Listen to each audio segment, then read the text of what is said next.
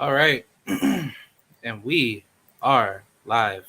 What is up, YouTube boxing family? It is I, the one and only K-Route7435.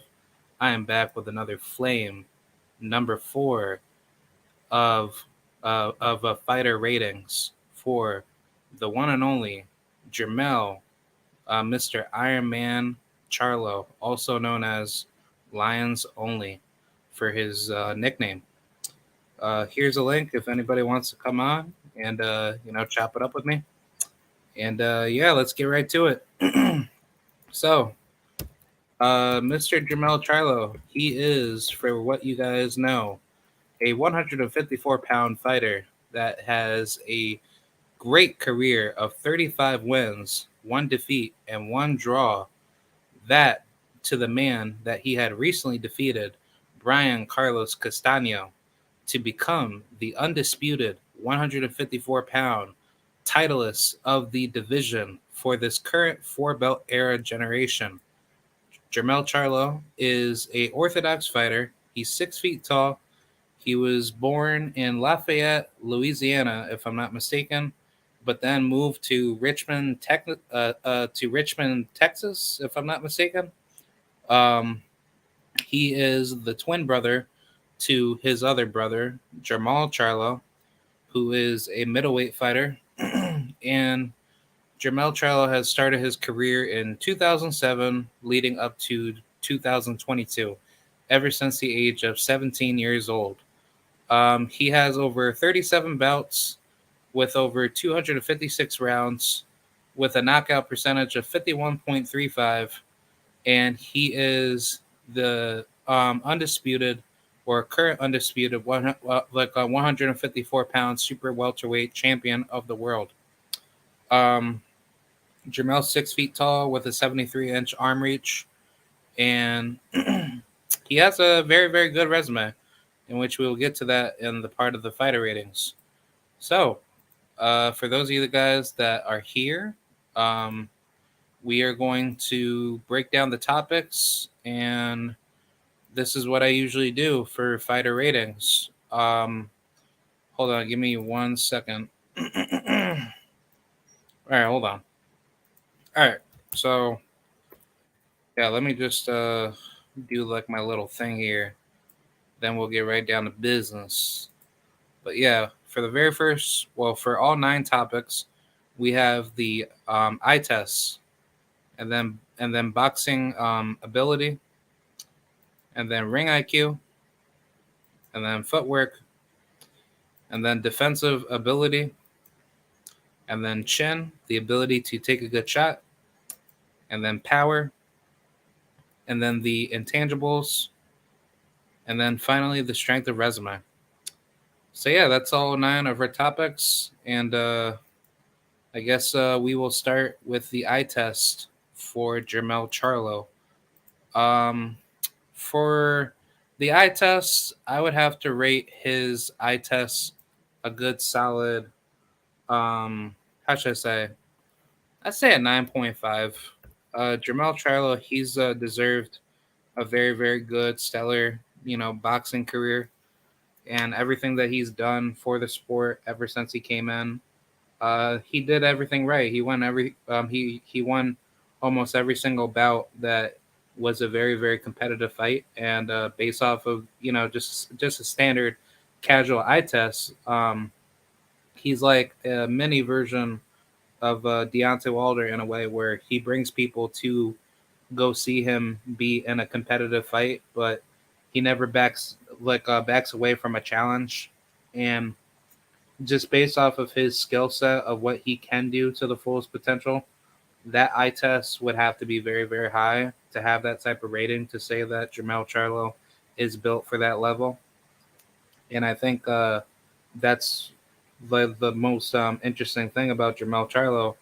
He can bring a crowd based off of what he does to be great in his own regard for his skill set. But for the eye test, I would have to rate it a good solid 9.5 out of 10. Yeah, like I think that's a good rating for him, and I think he's deserved that because he never backs away from a challenge, and he's always at that level to be good in his own respect, to give boxing fans a good show and a very highlight defining career level fight. So eye test is a 9.5. Uh, Now for the second topic is boxing ability. Um, I would have to rate his boxing ability to be, I'd probably give it like a solid 8. He has great boxing skills, but he doesn't use it to his fullest degree. I think Jermell Charlo, he's very similar to his brother in a very, very, very, very deep manner.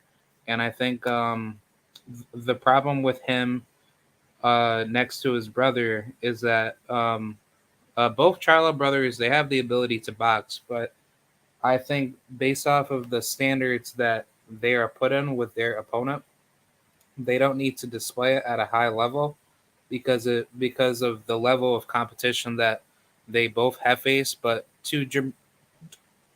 sorry, yeah, but to Jermell Charlo's case, he's fought very, very dangerous level opposition, and he's done a very, very good job with handling guys that do know how to box. But I think that the problem with him is that when he does box himself, he doesn't use his full potential for what he can do. And I think that's really the biggest problem with him is that he's not able to do the things that he's actually supposed to do. And I think that's really the biggest downfall of his boxing skills is that he's not there to box. He's there to actually knock you out. And I mean that's a good thing, but at the end of the day, Charlo's skill set is supposed to be a boxer puncher, and he resembles more of a semi boxer puncher. So I would definitely give it a solid 8.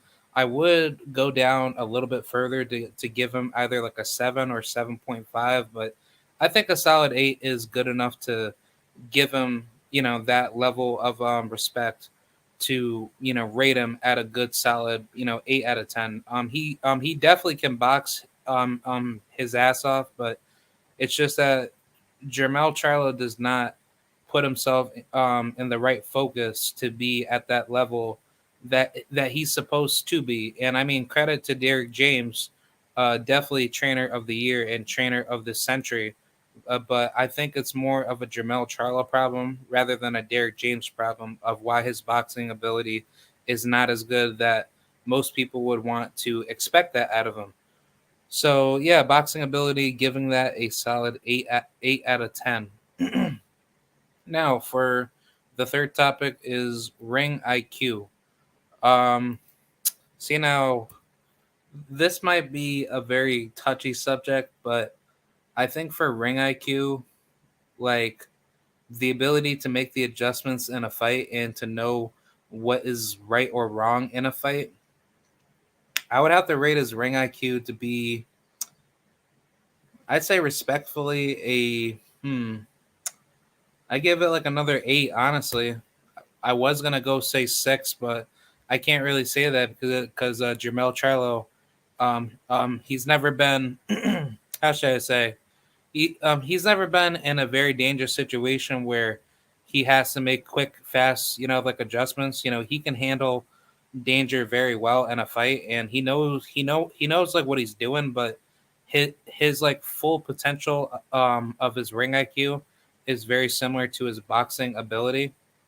So he definitely can make the adjustments, but put him in there with somebody that has pure 10 out of 10 ring IQ, defensive IQ, or offensive IQ ability. I think that's a big danger for Jermell Charlo.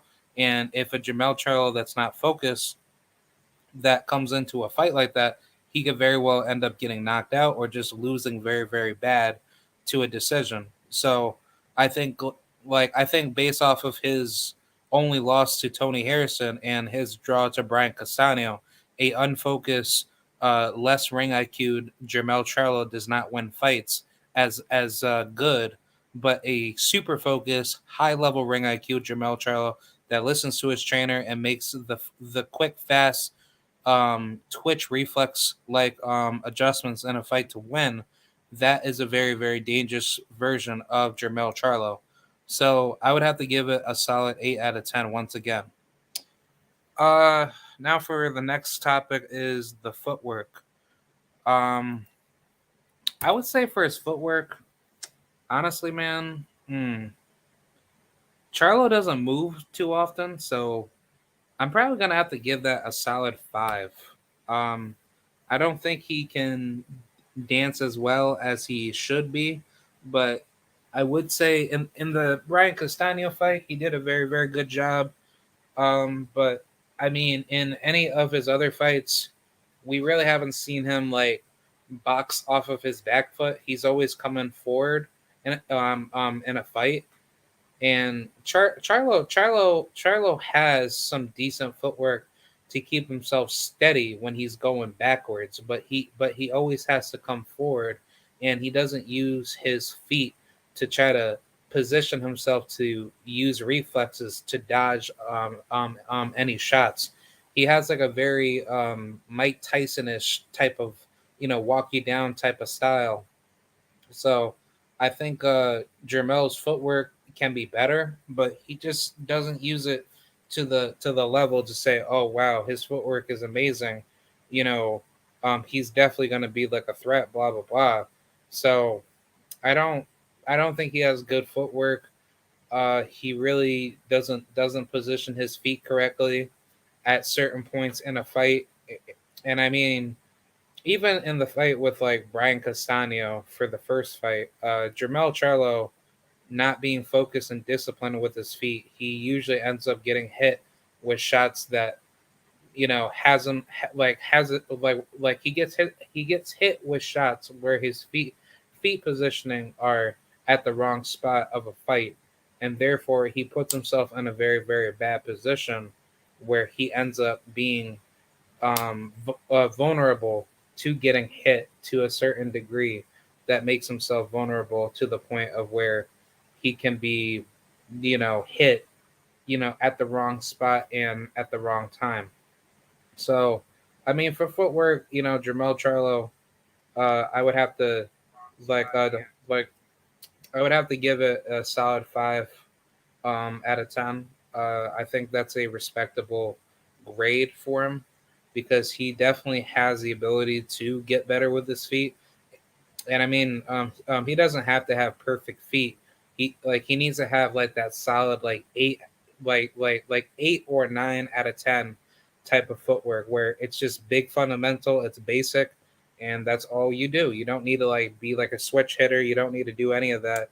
Like obviously, guys like Jerron Ennis, he would be at that level, but I think at the end of the day, it's primarily due to the level of opposition where you have to train your feet to be good at that level, to be that high level type of fighter. So I would definitely rate his footwork a solid 5 out of 10.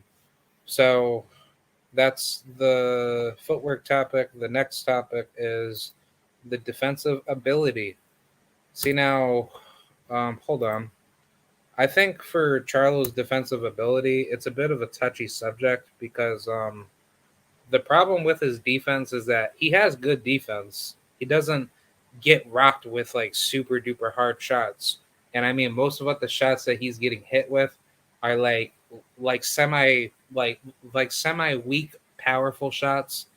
So I think like the shots that we expect Charlo to get hit with are like shots that are going to crack you, and obviously that's not true because Charlo, he has a great, dog like mentality to keep it to the center, and he's still able to walk away pretty good in a fight. But I would have to give his defense a solid, I say like a 7.5 out of 10. Uh, Charlo's defense, honestly, he should not be standing in front of you. He needs to move his head more. And obviously, it's boxing, you're going to get hit, but the problem is that you're not mastering the art of defense because, for me, like when I box, I'm always moving my head. I'm always thinking like it's a Mortal Kombat game, but you have to treat it like you're in the heart of a like heart of a dangerous fight and you don't know what's coming back to you. So therefore, if you're not prioritizing yourself in a fight to be ready for those, type of shots, that's what puts you in a bad position where you're going to get hit with something very, very bad that could easily cost you losing the fight. So the biggest problem that I have with this is that Charlo, he has good, like Mike Tyson-ish high guard type of style defense, but it's like he's not moving his head with the high guard, because if you're gonna come in with that high guard, yeah, that's a good style to have, but you need to like keep your hands like a little bit low, but then still move your head, and then you're able to like bob and weave, and you're able to like, see those shots coming very, very very, very fluidly. So that's really the biggest issue that I have with Jermell Charlo's defense is that he has the ability to be better on defense, but I don't think he chooses not to because he has too much dog in him. So therefore, that pride of you being like a macho man gets in the way. So therefore, Charlo, he's able to get away with, the lack of defensive responsibility because he has that dog in him, and he's built for those type of wars. So I would give his defensive ability a solid 7.5. It can be better. It's just that I don't ever see Charlo making those proper adjustments on defense. And I think that if he were to face like a guy that had good defense and great ring IQ on top of it, I think Jermell Charlo he would be in deep trouble. He can definitely take good shots, in which I'll get to his chin in a minute, but I think the problem with him is that he has too much dog. Very, very similar to, how should I say? Hmm. I don't want to say a guy like Jared Hurd, because Jared Hurd, he's a different animal than Charlo, but he has a little bit of similarities with Jared Hurd, if you guys can understand what I'm saying. Because at least with Jared Hurd, he can be focused on defense and he can use the abilities to switch it up when he needs to on defense. But it's like with Charlo, he just has too much like superior pride in the way to say that I'm too good for what I can't do better. So I would give his defensive ability a solid 7.5 out of 10.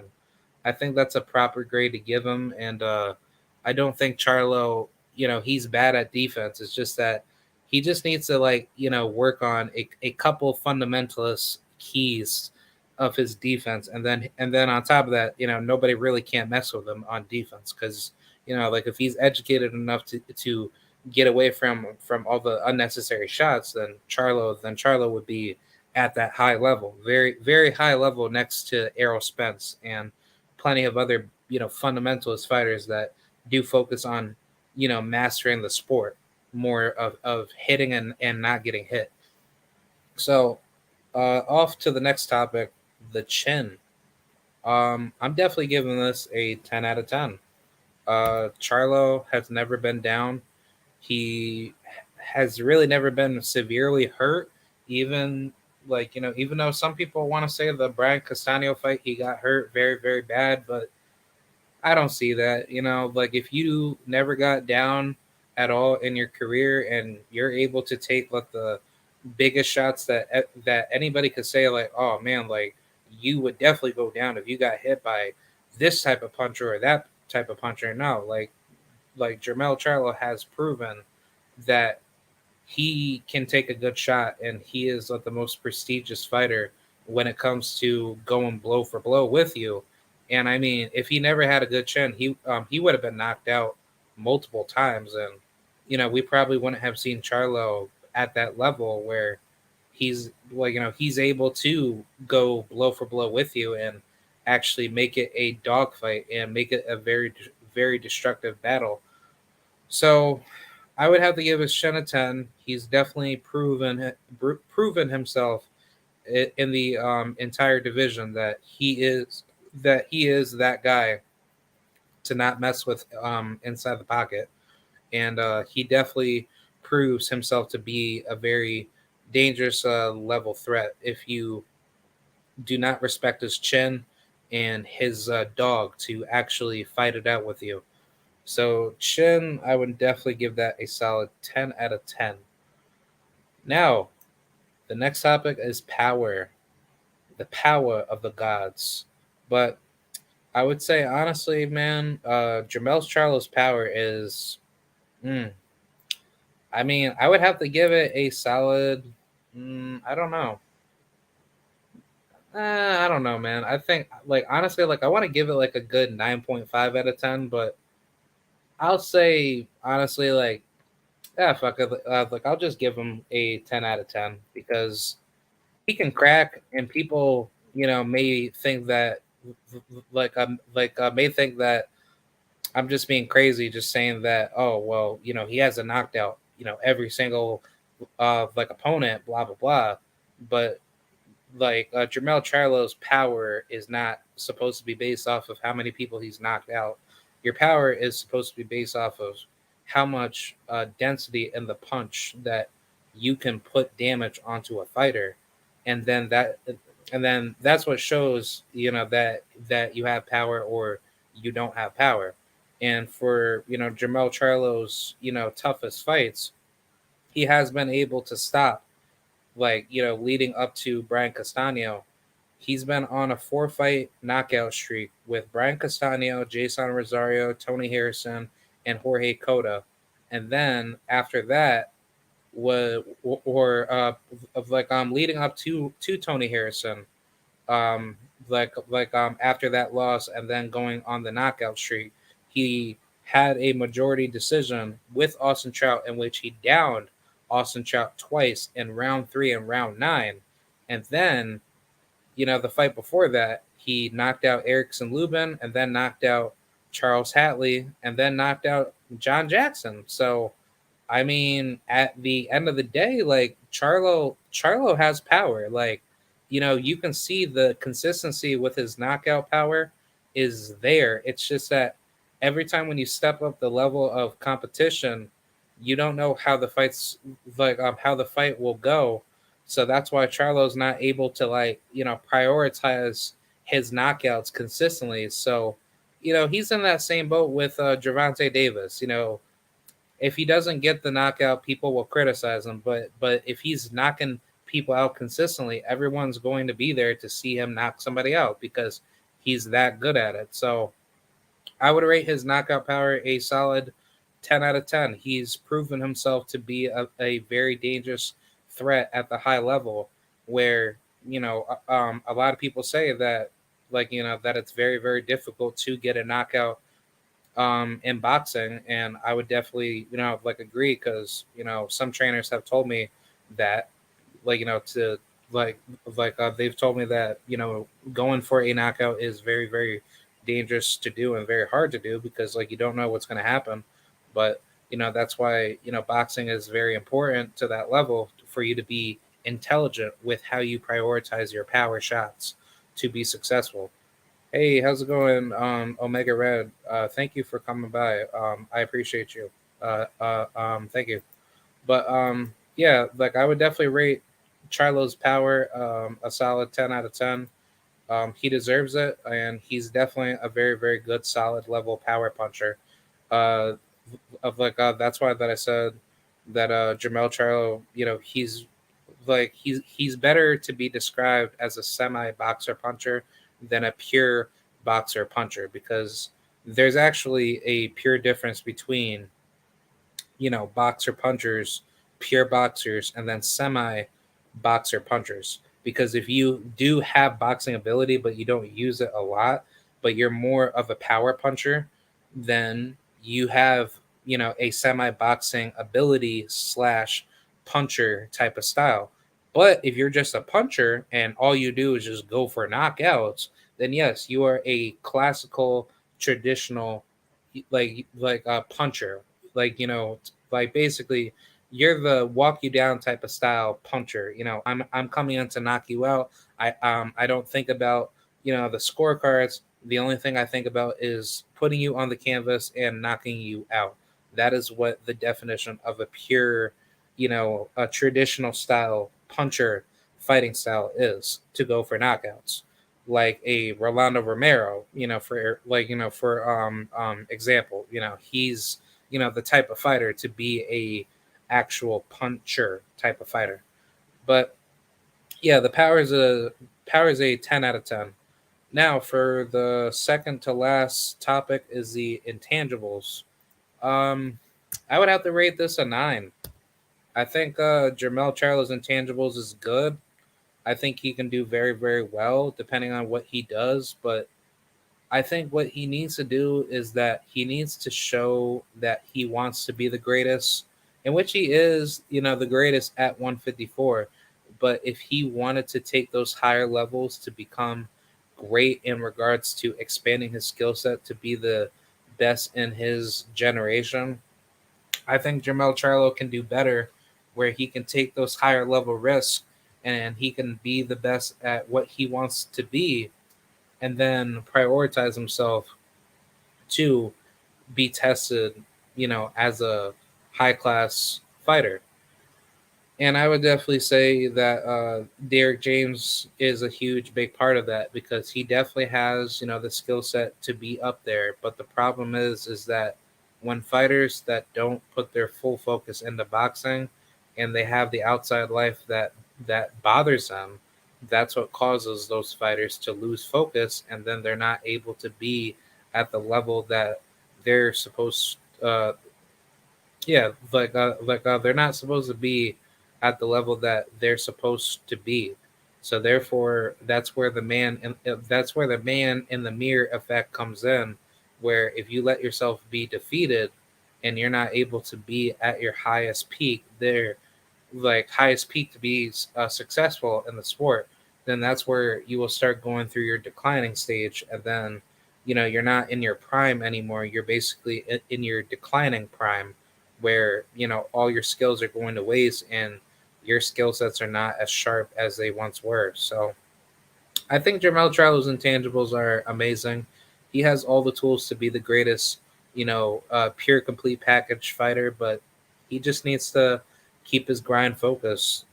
He definitely has it because he proved it by being undisputed.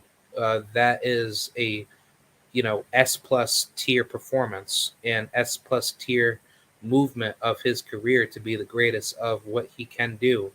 But he just needs to you know, be desired in hunger to always stay focused and not let the outside life bother you, and you focus on you, because he's so focused on what other people have to say to him, and therefore his intangibles fail him because he's not focusing on what he should be great in, which is be better than for what people try to say that you are not.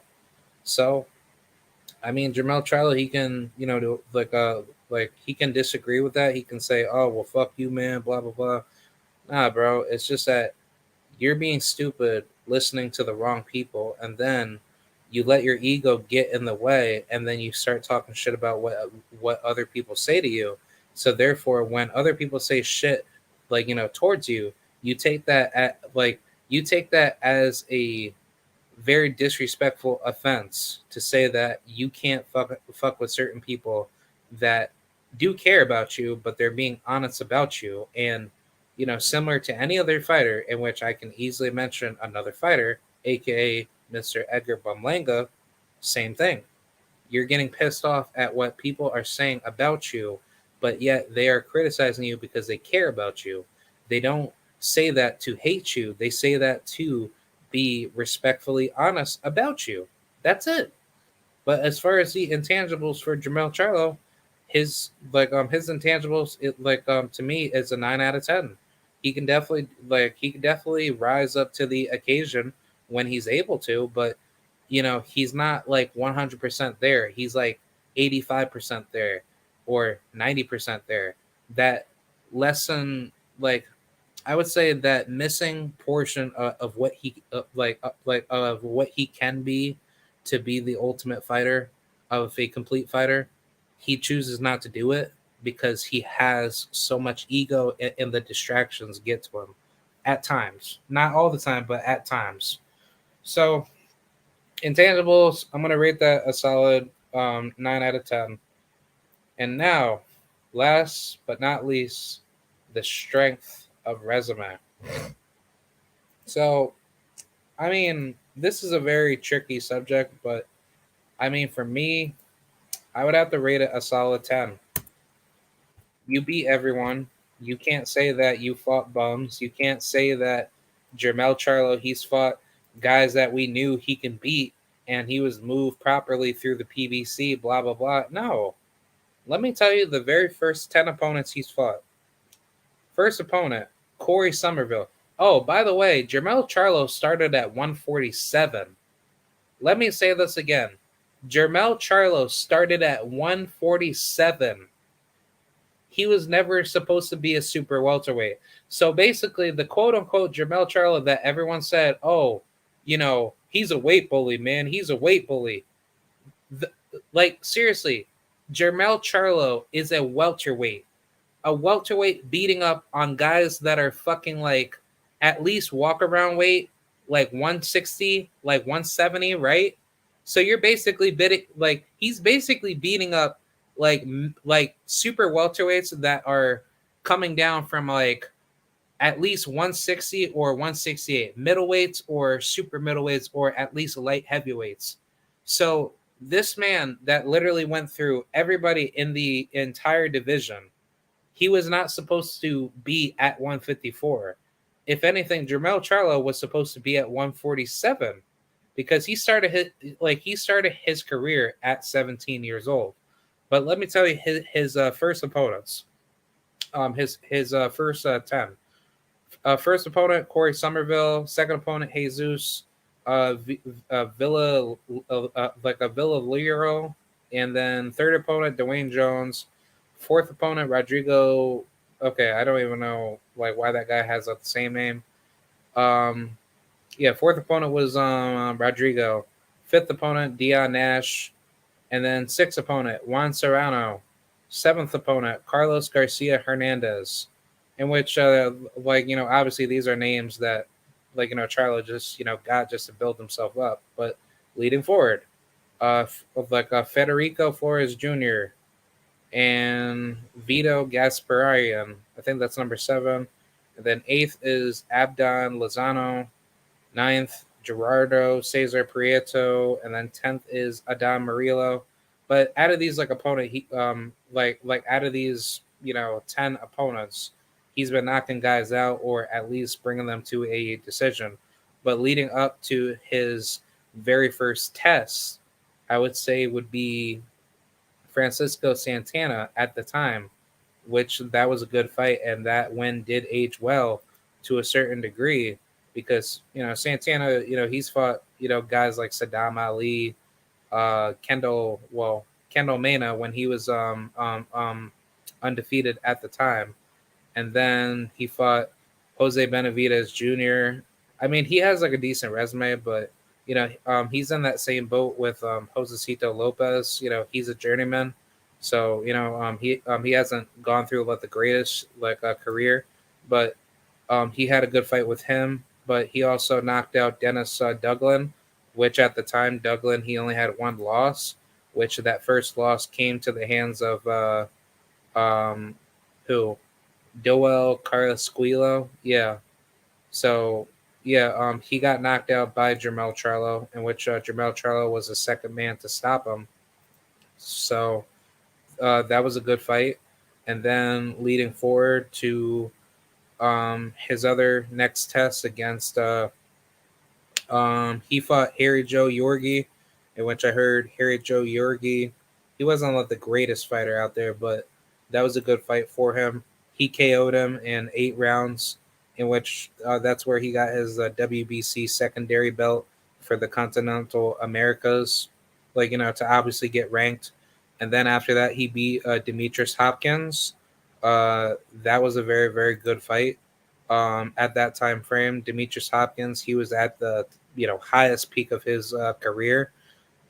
He was, I want to say, at least with one loss, because Hopkins has only he had only lost 3 times, and then he had a draw with some guy named Bobby High.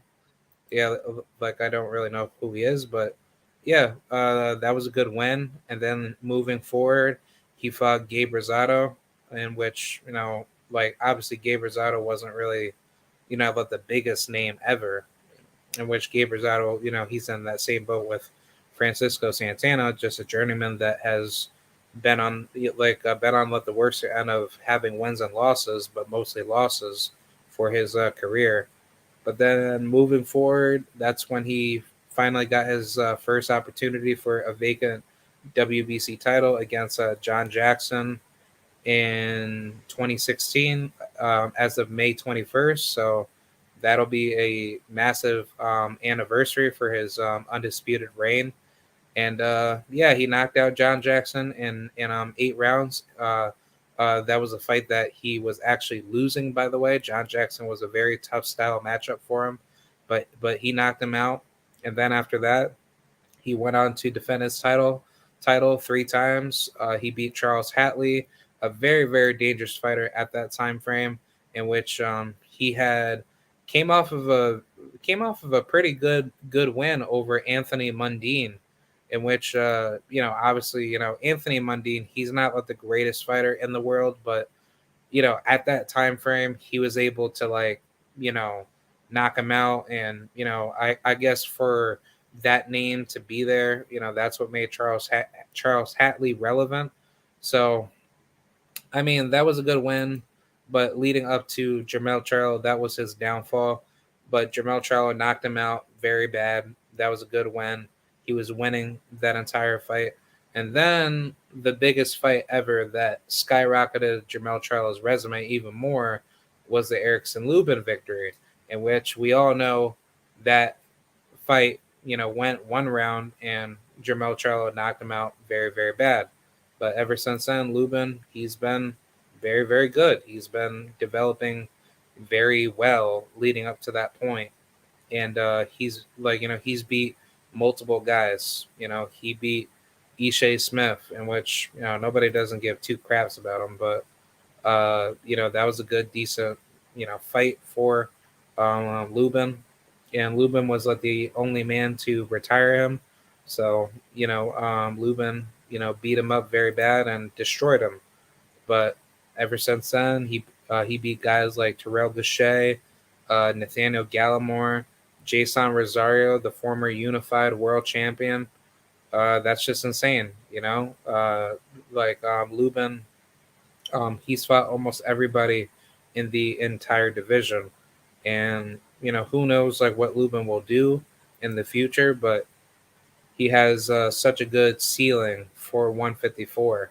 And I mean, that's a good win for Jermell Charlo, because him being undisputed shows that these high level opponents that he's fought will eventually end up becoming, you know, like some of them, not all of them, but some of them will age very well leading into the rest of their careers, where they could very well end up being successful themselves, because that experience built them to be good in their own regard, or in their own respects of what they can potentially be. So, those wins that Jermell Charlo has over them, they do age very, very well. Leading into the next fight after the Lubin knockout was then Austin Trout. We all know who Austin Trout is. Former, I think, 2 division world champion, or just a 1 division world champion, if I'm not mistaken. Yeah, he fought. Yeah, Austin Trout. He was a 154 guy. So yeah, he was a former WBA super welterweight world champion, where he beat Rigoberto Alvarez, and then he had the title leading up to Canelo when he unified it, and then, or wait, actually no, because didn't he fight? Yeah, yeah. Trout fought Cotto too. Oh yeah. He did. Yeah. So after he beat Alvarez, he then defended it 5 times or 4 times, and he he lost it to Canelo after 4 title defenses. So yeah, that's actually very very interesting for Austin Trout. Good for him. But yeah, that win that Jermell Charlo has over him definitely aged very very well, and that fight alone definitely spoke a lot of volumes. So I think that's a good sign for for what Jermell Charlo had done in the past to had fight him. But that's a good win. And then obviously Tony Harrison, that was his only blemish on his resume. He obviously, avenged it in a rematch after he knocked out Jorge Cota, in which Jorge Cota, he's not like the best fighter, out there, but that's a good win by itself. And then After that, he fought Jason Rosario, former world champion, that beat J Rock, Julian Williams. So that's a good win that aged, supremely well. And then after that, Brian Castano for, undisputed back to back. Obviously, the first fight was a draw, in which many had saw it, to be controversial. And then, obviously Jermell Charlo shut up all the haters to, knock out Castano in the second fight. So either way, Jermell Charlo's resume is a solid 10 out of 10, and I have to give him a lot of props for that. So yeah, that's pretty much it. Let me just calculate the numbers, and then we will get out with a bang, and then I will call it a night. Hold on. Let's see. Give me 1 second. Hold on. Yeah, I just got a calculator here.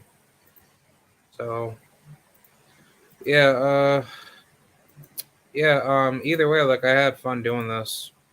Even though that I didn't have that many people come through, but I don't really care so much about people coming through. I just do it for the enjoyment and the conversation.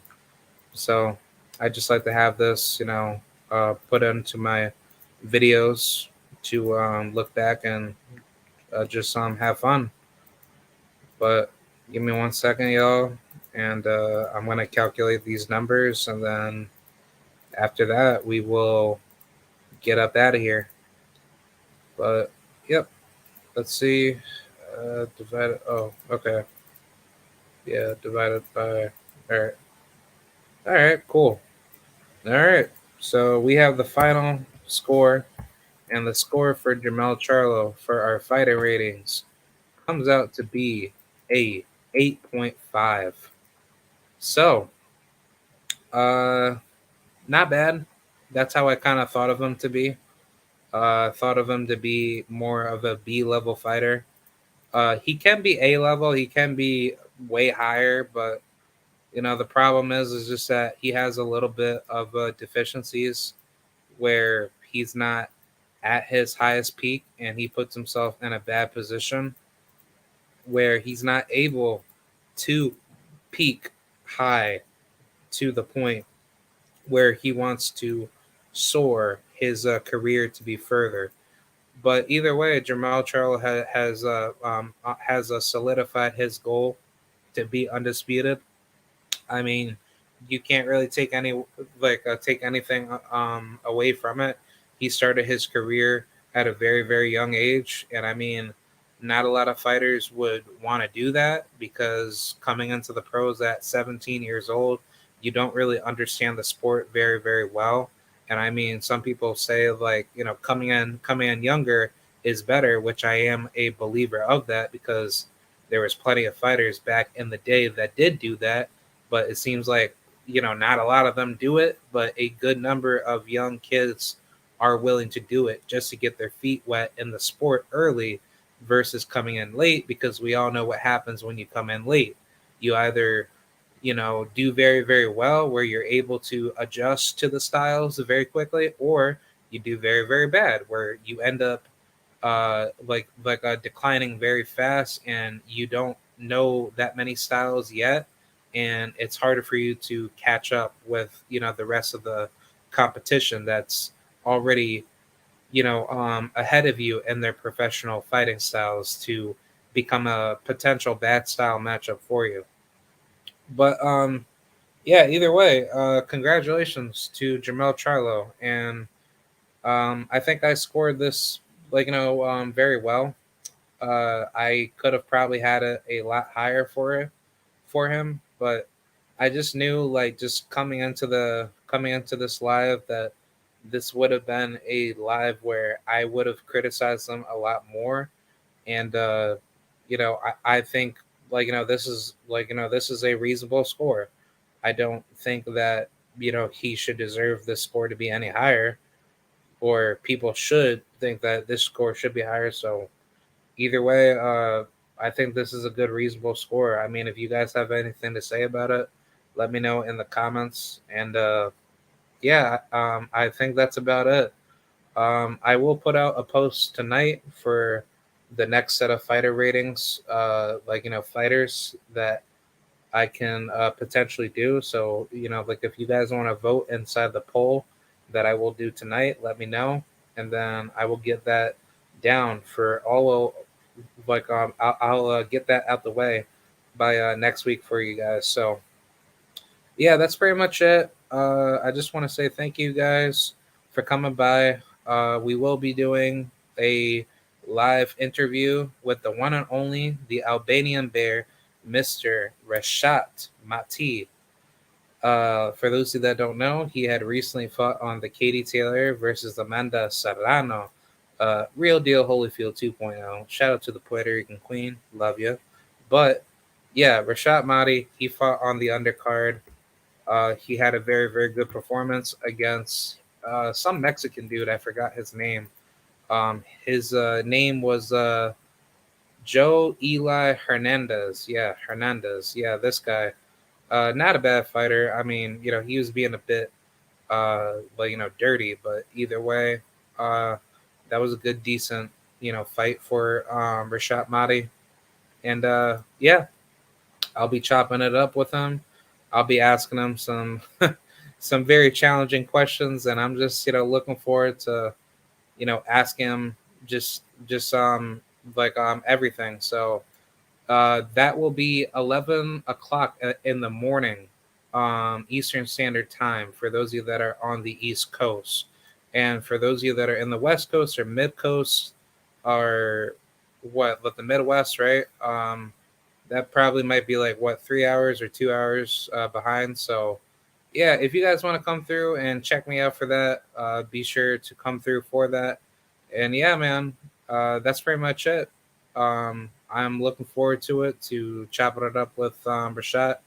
And yeah, like, I appreciate you guys for coming through for the live, or for anyone that did watch this, or for anybody that will watch it later. So yeah, that's about it. Shout out to the mighty LDBC, and I am out.